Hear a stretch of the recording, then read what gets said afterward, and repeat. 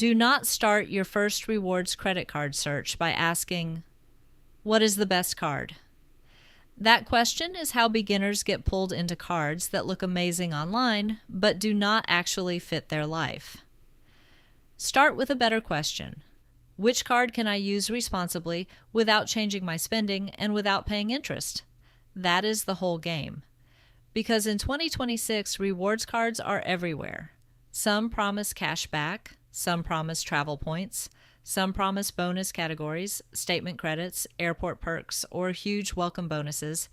But the card that looks the most exciting is not always the card a beginner should open first. Your first rewards card should do 3 things. It should match spending you already do. It should be easy enough to understand that you can use it correctly.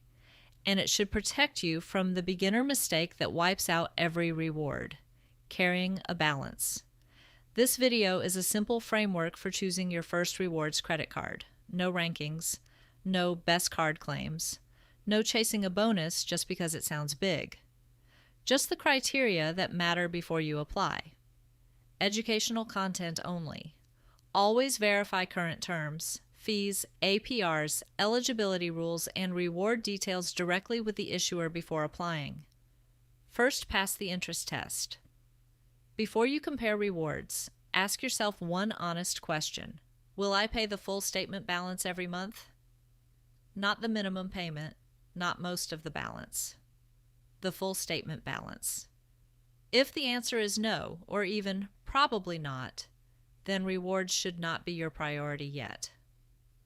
The Consumer Financial Protection Bureau's own consumer guidance says that if you have carried balances in the past, or think you are likely to carry a balance, you should focus on lower interest cards instead of rewards. That is because credit card interest can build daily. Rewards might give you 1, 2, or a few % back on purchases. But if you carry debt, the interest cost can overwhelm the value of the rewards very quickly. So the first rewards card rule is simple.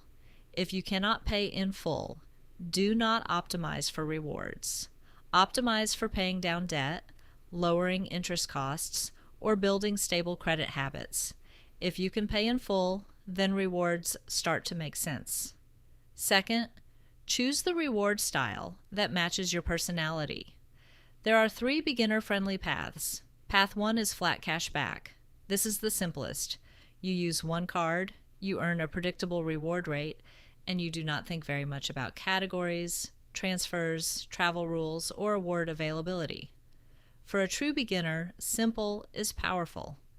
A card you understand and use correctly is better than a complicated card you forget how to optimize.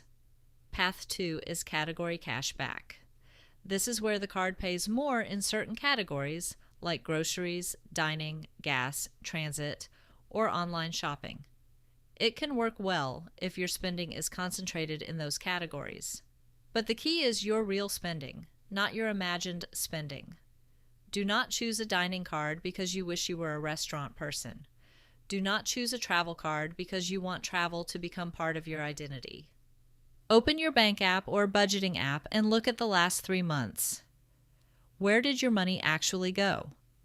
If groceries and dining are the repeat categories, a category card may fit.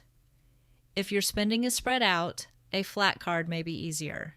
Path 3 is travel points.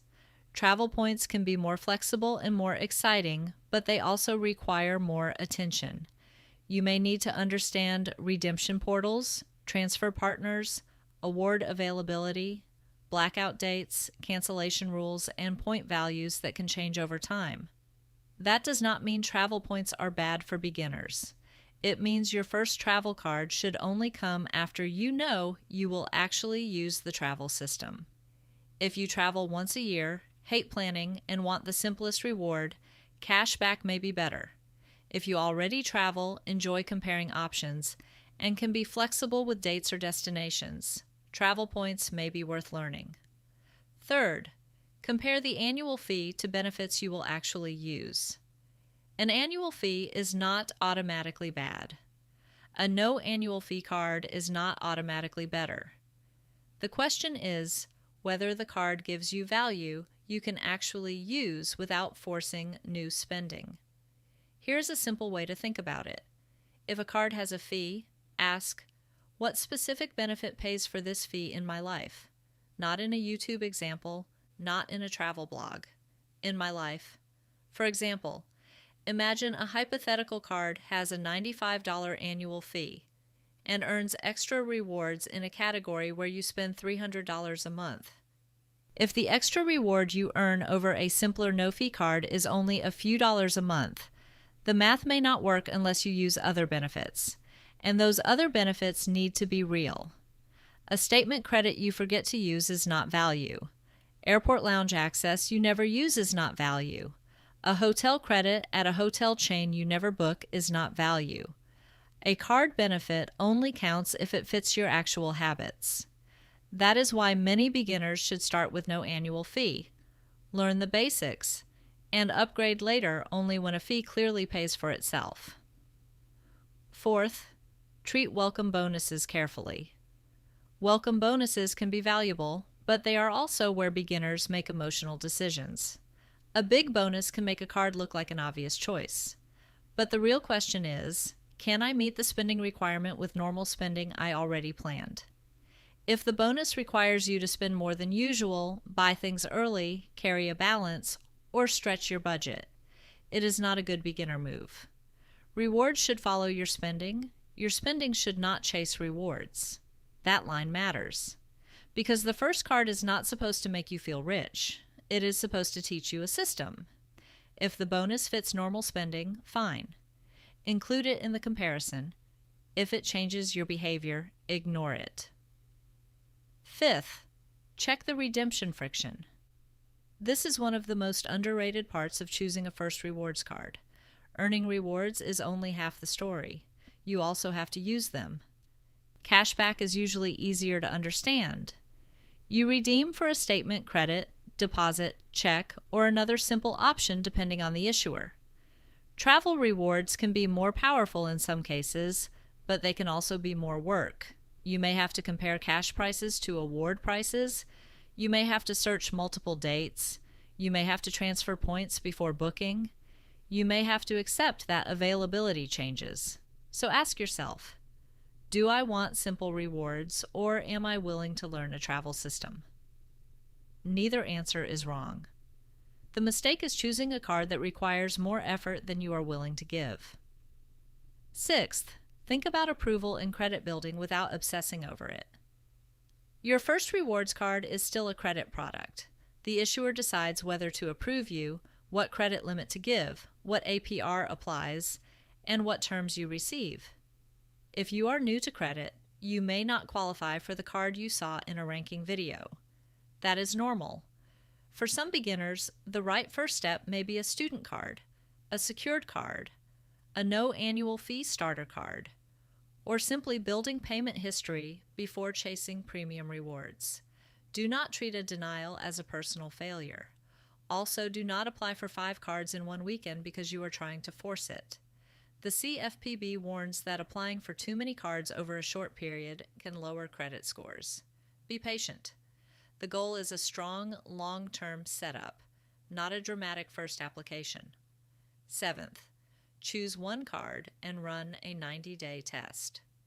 This is the most practical beginner system.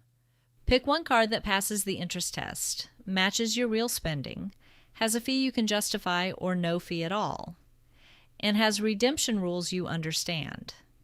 Then use it for 3 statement cycles.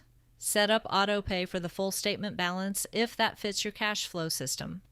Keep spending the same as before. Track 3 things. Did I pay in full every month? Did I actually use the reward categories? Did I understand how to redeem the rewards? If the answer is yes, you are ready to learn the next layer. Maybe that means adding a second card for a different category. Maybe it means learning transferable points. Maybe it means keeping the simple card because it already does the job. That is the part beginners often miss.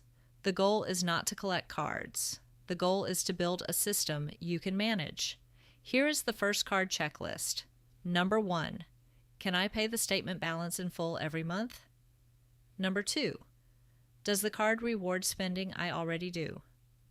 Number 3. Is the annual fee clearly justified, or is no fee better for now? Number 4. Can I meet any welcome bonus with normal spending only? Number 5. Do I understand how to redeem the rewards?